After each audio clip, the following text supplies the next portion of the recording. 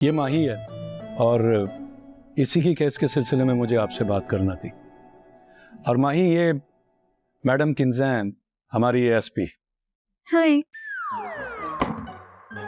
हमारे बीच कोई और रिश्ता भी तो है, उसके बारे में इनको नहीं बताओगे तो? ये थाना है और मेरा ख्याल है कि यहाँ प्रोफेशनल बात की जाए तो बेहतर होगा।